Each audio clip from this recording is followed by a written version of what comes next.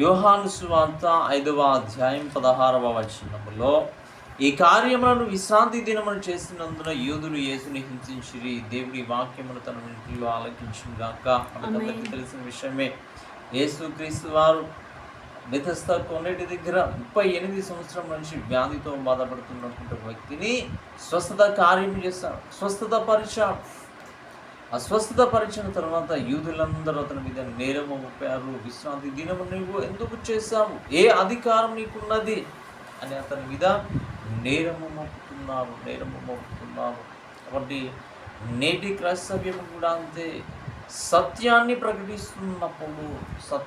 ప్రకటిస్తున్నటువంటి సేవకుల మీద, సువార్థికుల మీద ఏం చేస్తున్నారు? నేరము మోపుతున్నారు. ఎందుకు ప్రకటిస్తున్నారు? వ్యతిరేకంగా ఏం చేస్తున్నారు? వ్యతిరేకంగా మారుతున్నారు. కాబట్టి నేరము మోపుతున్న ఆనాడు క్రీస్తు మీదనే నేరం మోపుతుంది. అంటే సత్యము ఎక్కడ ప్రకటించబడుతుందో అక్కడ అపవాదం ఏం చేస్తుంది? వ్యతిరేకతని సృష్టిస్తుంది. అపవాది యొక్క పని. దేవుడు చేసే ప్రతి మంచి పని అపవాది వ్యతిరేకిస్తుంది. సత్యం ఎక్కడ ప్రకటించబడుతుందో అక్కడ అపవాది ఏం చేస్తుంది? వ్యతిరేకతను సృష్టిస్తుంది.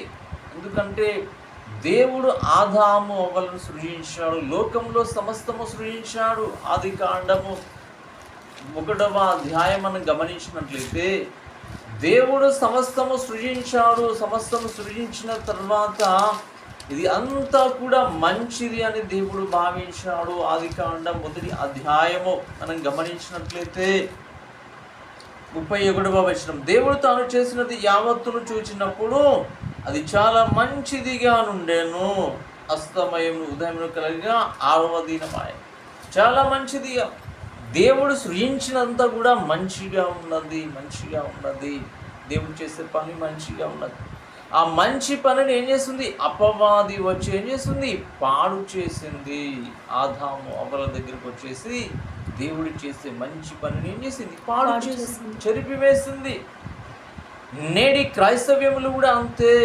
అపవాది ఏం చేస్తుంటే సత్యాన్ని ప్రకటిస్తున్నప్పుడు ఆ సత్యానికి వ్యతిరేకంగా వేరొక బోధని అపవాది తీసుకొస్తుంది. అబద్ధ బోధను సమాజంలోకి తీసుకొచ్చింది.